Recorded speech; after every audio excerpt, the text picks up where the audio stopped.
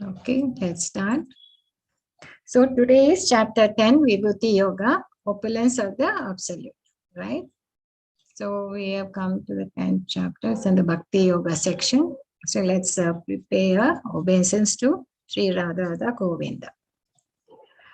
Om Ajnana Timirandasya Nanatva Shalakaya Chakshunmitam Mena Tasmai Shri Gurave Namaha Sri Chaitanya Manobishtam Stapitam Mena Bhutale Swayam Rupa Kadamayyam Dadati Swapadantikam Vandeham Sri Guru Sri Yutapada Kamalam Sri Guru Vaishnavscha Sri Rupam Sagarajatam Sahagana Raghunathan Vitam Tam Sajivam Sadvaitam Savadotim Parijana Sahitam Krishna Chaitanya Devam Sri Radha Krishna Padan Sahagana Lalita Sri Vishaka Nittam Sha He Krishna Karuna Sindho Dina Bandho Jagat Pate Gopesha Gopika Kanta Radha Kanta Namostute Tapta Kanchana Gaurangi Radhe Vrindavaneshwari Vrishabhanu Sute Devi Pranamami Hari Priye Vancha Kalpatru Apyascha Kripa Sindhu Avepevacha Patitam Nam Pavanebhyo Vaishnavyo Namo Namaha Namo Vishnu Padaya Krishna Prasthaya Bhutale Srimati Bhakti Vedanta Swami Ti Namane Namaste Saraswati Deve Gauravani Pracharine Nirvishesha Shunyavadi Paschata Desha Tarine Jayo Shri Krishna Chaitanya Prabhu Nityananda Shri Advaita Gadadara Shivasadi Gaura Bhakta Vrinda Hare Krishna Krishna Krishna Hare Hare Hare Rama Rama Rama Hare Hare Hare Krishna Krishna Krishna Hare Hare Hare Rama Rama Rama Hare Hare Hare Krishna. So let us do a little recap of yesterday's chapter, chapter 9. It was a king of knowledge.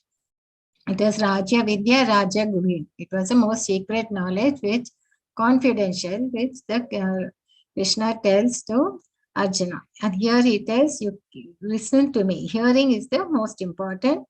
And he tells these knowledge, he says it will more beneficial for you. And what is the benefit? You will be relieved from the miseries of the life. Okay, that's and how to approach Krishna. Satatam Krite Entoma. And about the exclusive devotion. So there he says to fix your mind on Krishna. Man mana bhava mad bhakto. And he talks about his himself and also the way to approach Krishna. Isn't it?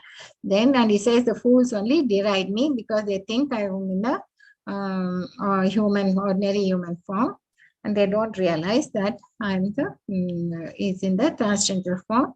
And he talks about the Mahatmas who are all the time think about him. Satatam Kirtayantam. So this is about the exclusive devotion.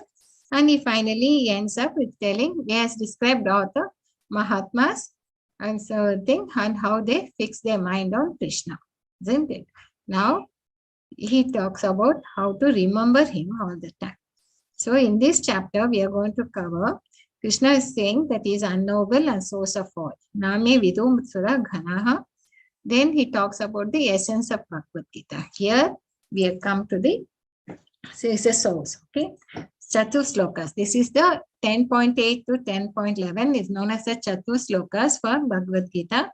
And the whole essence of Bhagavad Gita is in this 4 slokas. Okay, we can come see this. But Chitta Madgata Prana. Then after all this, what do you see now? You will see Arjuna is accepting Krishna is the Supreme Lord, is the Supreme Position.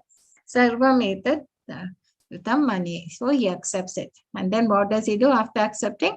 He is asking Krishna to describe, he wants to know more about his vibhutis, his opulences. So now Krishna is describing his vibhutis in this 10.19 to 10.42 verses, about 82 opulences he'll describe.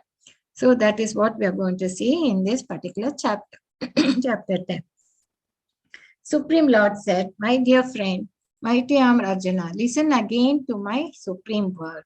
which I shall impart to you for your benefit and which will give you great joy. So last time he said, is Guiyam. And what was the three confidential matters which I said? First one is, I am who am I? I am the soul and not the body. And then he said, we are the part and parcel of him. That is why from where we have come. And what is our goal is to go back to him. So, and that is the aim of our life. And now he is telling more important, he's saying much more benefit, which will give you greater joy. And here, what is the scene which we are depicting? Here's Krishna is lying down. On this side, we have Duryodhana and this Arjuna. This is before the war. Both of them go to Krishna to ask for help. And Duryodhana, you see how he's proud and things, and he doesn't like to sit at the feet of the Lord. He wants to say he's sitting at the head.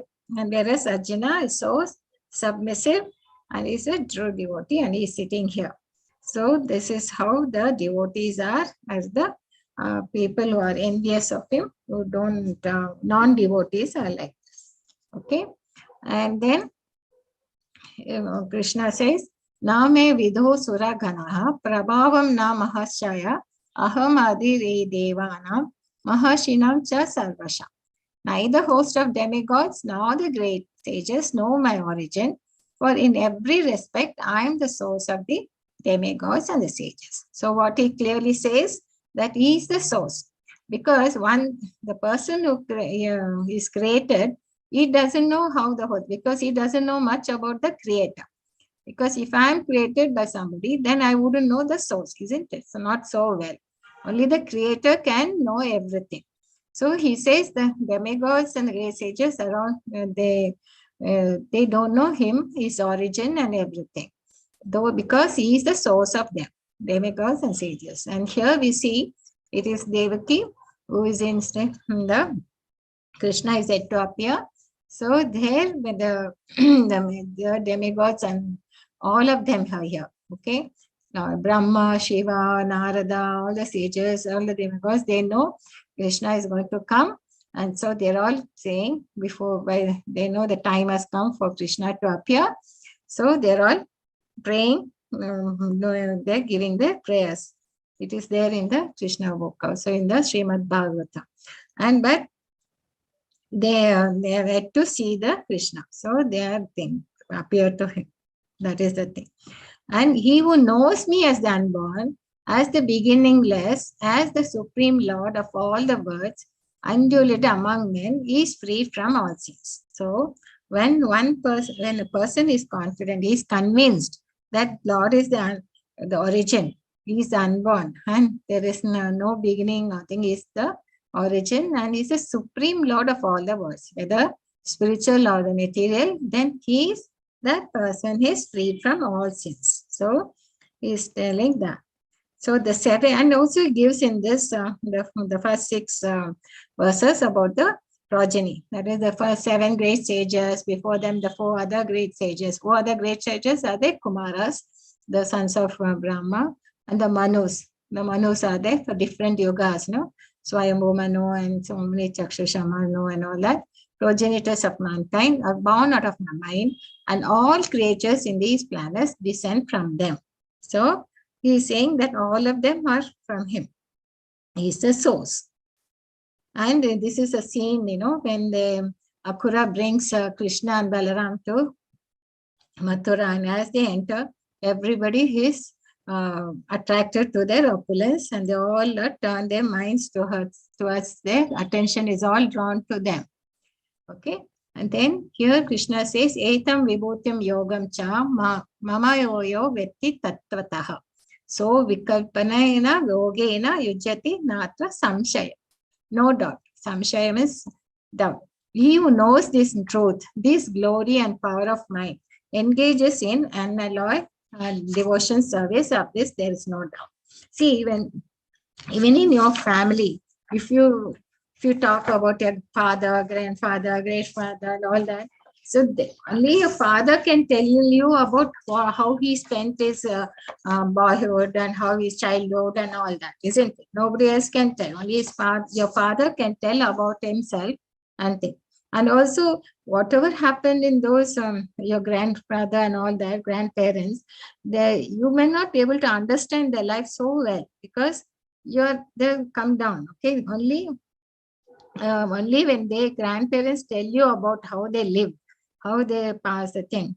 Like even now, our grandparents won't have even seen the mobile.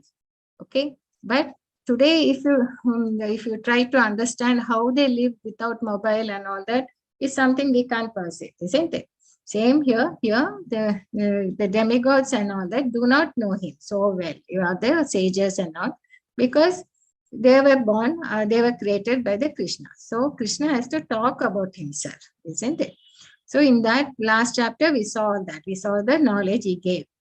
And now he's telling that he's giving the descendants who all have come from them, and how, unless they know his truth, absolute truth, and the power of him, then they will engage in unalloyed devotional service. Why he says unalloyed means there's no mixture.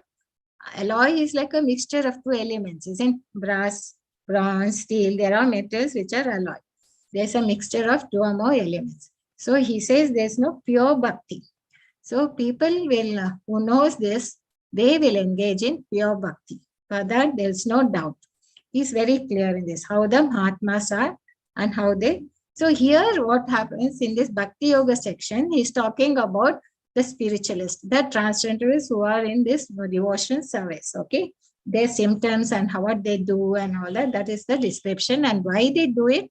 And that we are understanding in this, because they know his glory and this power of mind. So he's very power of mind, because we know, no, he has got all his the six opulences in full, like he is the knowledge, fame, wealth, beauty, power, renunciation, everything is in full love. Okay. So that is the why. So they know everything about. Once who knows that, what will they will think, they won't think about anything else other than the Lord. So this is the slokas. Chatusloka starts from here. Aham sarvasya prabhavo mata sarvam pravavattate iti matva bhajante mam pudabhava samanvitaha. Aham sarvasya prabhavo. That is, I am the source of all spiritual and material worlds. Everything emanates from me. Sarvam pravavattate, emanates from me.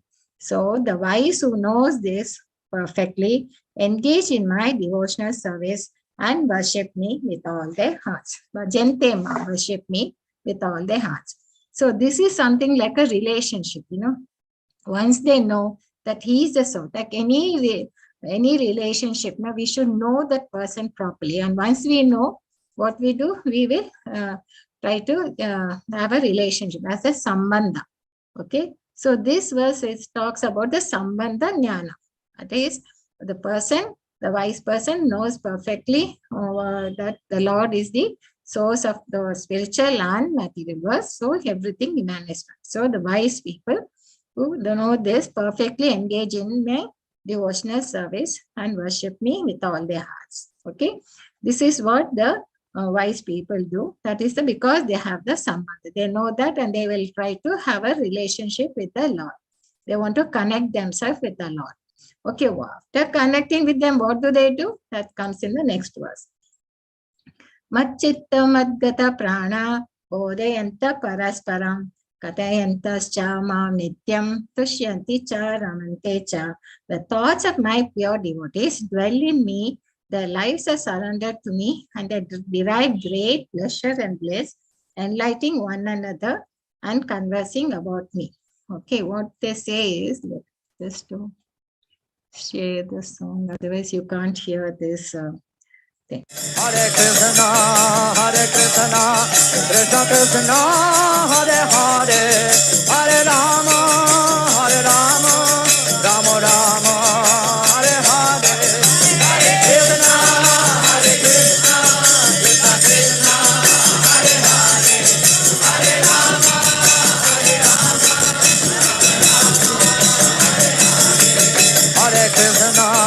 Hare Krishna, Krishna Krishna, Hare Hare, Hare Rama, Rama Rama, Hare Hare, Hare Krishna, Krishna Krishna, Hare Hare,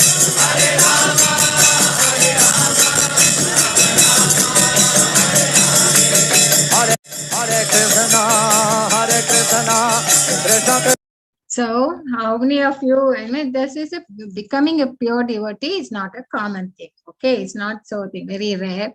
And and you can just imagine how many of us can make people go mad like this in just a few years, not 2, 3 years. He just did it in the last 10 years of his life, isn't it? Prabhupada. So, how this is the what they do is they always think of him. They will be enjoying the talking about him among the other devotees, and they will always exchange. And these are the activities they have with the devotees. Okay, this is what they want. They will be so absorbed in the devotion service to the Lord. So, what do Krishna do that? That's what he says here. Tesam satata yuktanam bhajatam priti purvakam. So, to those who are constantly devoted and worship me with love, priti purvakam. But that means priti, that is love. When they bhajantema, worship me with love, I give the understanding by which they come to me. So he says, Dadami buddhi yogam tam yena mam upayante te. So this is how he reciprocates. So what is the benefit? We saw the sambandha, that is how to they relate, because they know he's the source of everything. And what do? They always think of him. They are so absorbed. They're constantly talking about him among other devotees, and they are fully absorbed in the devotional service. So satata yuktana, they are always constantly devoted and worship. So for them, he gives the understanding by which they come to me. So this is the prayojana. This is the use benefit. So what the Krishna does reciprocates to them by giving the understanding to which they can come to me. Here is the story of Dhruva Maharaj, who goes to the forest. No, I don't know if you all have heard, or I can repeat again. Dhruva Maharaj he will be rejected by his stepmother not to sit on his father's lap. Okay. So then she says, if you have to sit on your father's lap, you should be born in my womb. That means you go and ask the Lord Narayana for that. So he comes crying to his mother, asking, oh, this is what they said.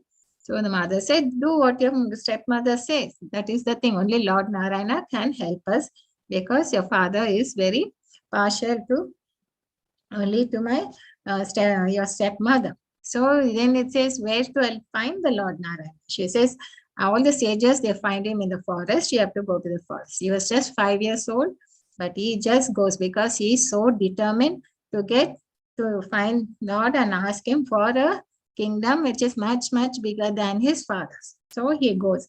And actually, when he's so when he leaves the kingdom and goes, there in the forest, Lord Narada Narada Maharishi comes there.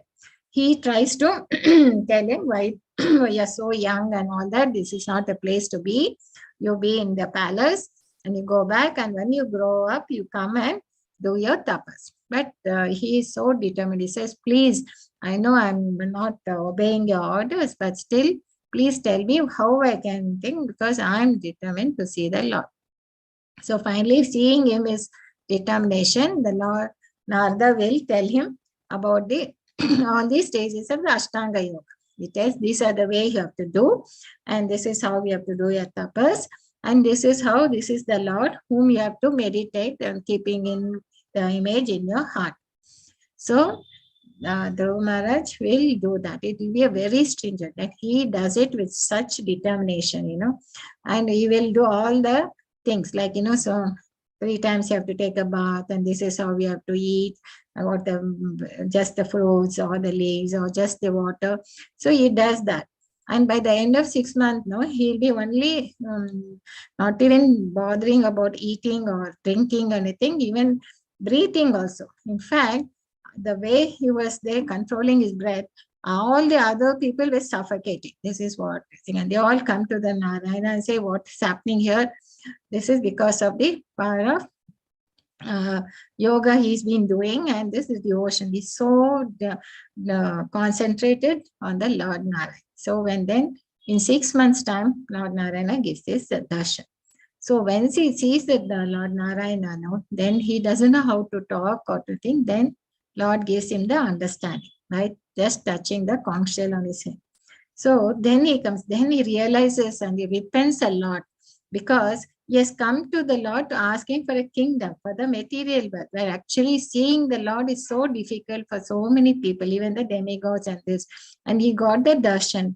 And instead of asking for the diamond, he has come in, he had come here asking for some pieces of glass. So this is how then Krishna gives him the understanding, Narayana gives him the understanding about the devil. He comes to know everything, and finally he also satisfies his material desires. That is, he gets the Dhruva Loka, okay, which he gets. But Narayana says, you go back and then you rule the kingdom after your father, and then you come back to me. Okay, so this is the benediction. So this is how a person, when the devotees are so devoted to him and they worship him with love, then the Lord gives the understanding how to come back to him. And he gets them. He's so young, he has not learned anything much, but he gets the entire understanding by the Lord. So this is the Chatusnoka. And then Tesham evan anukampartam aham ajnana jam tamaha nashayami atma bhavasto jnana deepena bhashvat. What is that? He is very compassionate because he gives the understanding, and then he is so compassionate, or there will be sort of ignorance, no, which is in our art. So he gives easily, he destroy with the shining lamp of knowledge the darkness born of ignorance. So because once you surrender to him and you're always in the devotion service to him, then the Lord gives you the understanding, and also he will destroy the ignorance in our heart by giving us the knowledge. So here we have three people who are giving the knowledge, transcendent knowledge. This is Lord Kapilamani giving the knowledge of Sankhya philosophy to his mother, Devahuti. Shivati will be in the, she'll be the daughter of Swayambhu Manu, and is her son. From her son, she gets to know about the Sankhya philosophy. Here is Uddhava, who, when Krishna is leaving this world, that time Uddhava will get the knowledge from the Krishna, is his true friend, that's known as Uddhava Gita. This is Parikshit Maharaj getting in his last 7 days of life, he gets the Srimad Bhagavatam spoken by Shuka Goswami. Okay. So these are the people who give through them the knowledge which in darkness of ignorance goes. So these are the 4 shlokas as actually the essence of this Bhagavad Gita. That is, we should know that he is the source of everything. Once you know a source of everything, you worship him with love, and all the time engage in the activities for the Lord. And then out of compassion, he will give us the understanding to approach him, to get to him, and destroys our ignorance by giving the knowledge. So what does Arjuna say after hearing everything? This is what Arjuna now accepts the whole thing. Param Brahma, Param Dhamma, Pavitam, Paramam, Pavan, Purusham, Sashvatam, Divyam, Adi Devam, Ajam, Vibhum, Ahustvam, Rashyaya, Sarve, Devashi, Nardas, Tata, Asito, Devalo, Vyashaha, Swayam, Chaiva, Bravashini. So now Arjuna says, you are the Supreme Brahman, the ultimate, the supreme abode and purifier, because he will totally accepts now. He's telling this not out of sentimentality to Krishna, because it's a fact. Now he's telling, you're the absolute truth. You're the supreme abode. That's the goal of life. And you're the transcendental and original, primal God. Okay, you're unborn and all-pervading beauty. And he's not just saying to flatter him. He says even he quotes other sages like Narada, Sita, Devala, and Vyasa. They also proclaim this of you. He knows that. And now, after hearing from the Lord, he is now convinced completely about the absolute truth. And now he says, you yourself have told to me, so I accept totally. I accept everything what you say as the truth. So, Sarvam etad etam manye yen ma Padashi Keshava Nati Bhagavan Vyaptim Vido Deva Na Dhavan. That is, I totally accept as truth all that you have told me. Neither the gods nor demons, O Lord, know thy personally. So he is fully understanding him. See, this is why is telling, because we might know God is great, but how great He is, how what are His opulence, unless He tells, we won't understand, isn't it? And the more we hear about it, our faith in Him gets strengthened. Our doubts will get uh, removed, and the more and more our faith will get strengthened, and we will be able to absorb in the devotional service. That is the reason we. That's what the Krishna is pointing out here. And Arjuna also tells, I totally accept, because throughout this he understood. He said he got to know that he is the soul and not the body, and all that he got the thing. And the more and more he heard about his opulences and the source, he finally accepts him as the truth. And indeed, you alone know yourself by your own potencies, O origin of all, Lord of all beings, God of gods, Supreme Person, Lord of the universe. So he totally surrenders to him. Now comes the question. He says, how should I meditate on you? In what various forms are you to be contemplated, O blessed Lord? Tell me again in detail, O Janatana, of your mighty potencies and glories, for I never tire of hearing your ambrosial words. So now he wants to know more and more about it. He's very eager to know about the Lord. Okay, so eager to know more. So what is that thing, what all he wants to hear? And so instead of mentally speculating about him and all that, it's best to understand Bhagavad Gita as Arjuna understood. Well, let's understand Krishna as Arjuna understood. He's the first student here, no? So let us understand him in that mode. So the blessed Lord said, yes, I will tell you of my splendorous manifestations, only of those which are prominent, O Arjuna. For my opulences is limitless. Is pervading everywhere. He is the source. So it's innumerous. You can't just tell this and that, it is too much. So here, what I see in the picture, we see Lord Shiva, Brahma, Narada, then I see Airavata, then you see Indra, then this is the horse, which came out of the mantra. Then we see Chitrartha, then Yama here, then Skanda, then shark, fish, lion, Prahlad, Arjuna, then Surabhi cow, moon, Lord Rama, and all that. So let us see what Krishna is going to say. So blessed Lord said, I will tell you of my splendorous manifestation, only which are prominent. He is not going to tell you all. And also he is giving us in the next 20 verses, about 82 opulences he will list out, okay? That will be like the category. It's not that, and he will only tell the prominent ones. He is not going to tell each and everything, because that will be never-ending list. So he says only those which are prominent, because my opulence is limitless. That's what Krishna says. So among the sun, he is the light, and Marishi is the Marichus. Among the Vedas is the Samaveda. Among the stars is the moon. Among the demigods, the Indra. So we are not only seeing the quality, what is the prominence, opulence. It's not that he is the light or thing, but he is everything. He is the source of all, no? So, and among the living beings is the life force. All the living beings is a life force, the consciousness. And there are many Rudras that is given in Srimad Bhagavatam. He is the Lord Shiva. And Yakshas and Rakshasas is the Kuvera. And priest is the Brihaspati. Among the generals is the Skanda, that is the Muruga. And then bodies of water is ocean. The sages is Brigu. In vibrations is Om. And in chanting of holy name, Japa is the sacrifices. Japa knows me. Then immovable things is the Himalayas.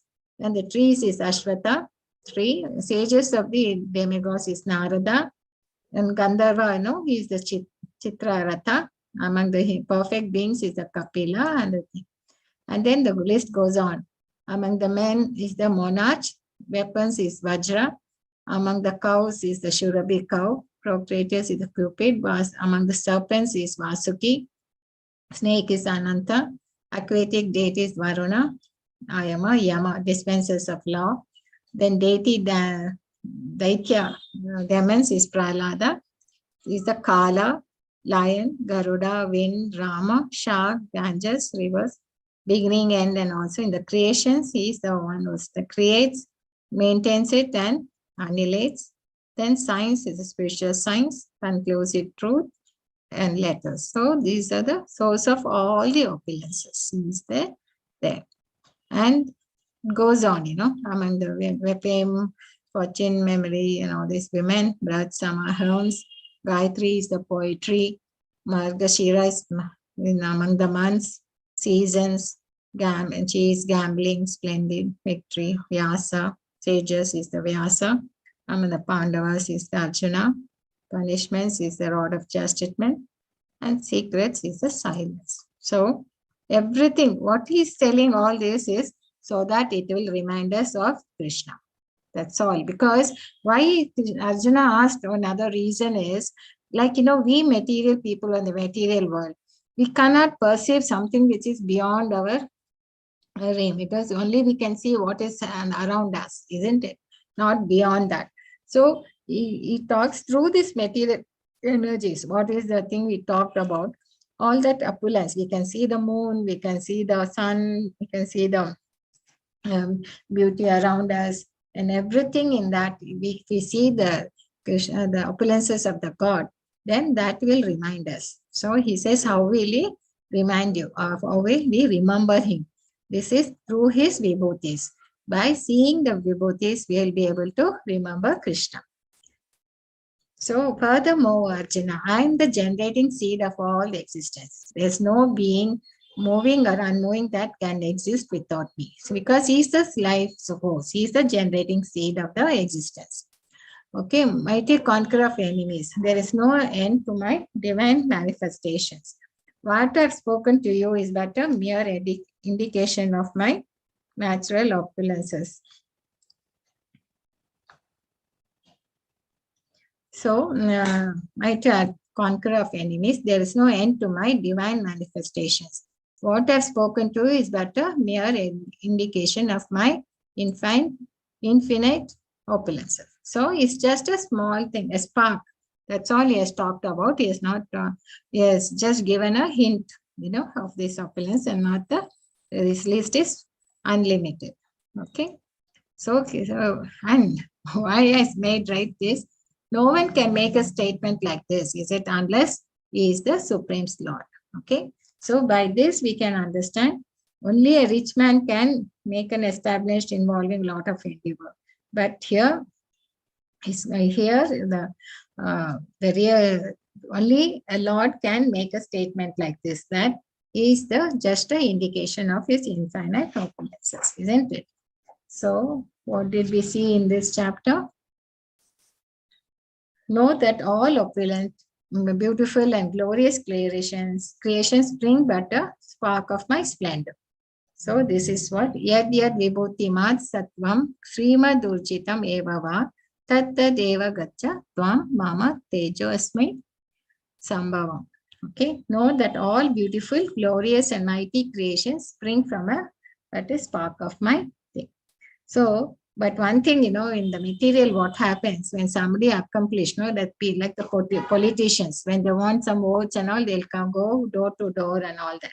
Once they elected, you can't approach them because you need an appointment. It's very difficult for such. But Krishna is not like that kind of a leader. Okay, he is there in our heart as Paramatma, as I say, super soul. So it is very easy to understand him and to accept him as the Supreme Lord. So he is there in everything, taste in water, ability, sun, moon, and all that. So only a foolish person will not take this advantage of not knowing him. So this is what we did today. They do not know me because I am the source of everything. That is why Krishna has to speak about himself, and he says he is the source, so he has to talk about himself. But what it need is there, Arjuna, for all this detailed knowledge. With a single fragment of myself, I pervade and support this entire universe. So he is there in all of us as the Paramatma, and he is pervading in all the material world and the spiritual world. So, and he is supporting the whole thing. So we just understand this. So what did we learn? that he is the unknowable source of all. And bhakti, essence of bhakti, Bhagavad Gita, we saw the Chatuslokas. In 10.8, Krishna summarizes his opulence, saying, I am the Sarvas Prabhavo, Sarvam Pravartate. And then he talks about how because knowing convinced us them, they worship him. And that too, how they worship him with love. And they engage all their activities absorbed in the devotional service. That is in 10.9, we saw how devotees relate to him. And then in 10.10 and 11, Krishna relates to these devotees. How? Because seeing their ego and seeing their sincerity, how he reciprocates. He reciprocates by giving the understanding how to approach him, and also gives them the knowledge. Deepena. Jnana Deepena, he gives them so that the ignorance will be burnt out. Then finally, Arjuna accepts that he is the supreme position, and then he asks him to tell some more about his vibhutis. Then Krishna is giving his vibhutis. Okay, so this is a very short and nice. And so Bhagavad Gita is a spiritual science. So he is the source of everything, and essence of Gita we saw, and he is everywhere. So there's a nice thing by Vishwanatha Thakura. He says, once you understand who Krishna is, then one can surrender to him.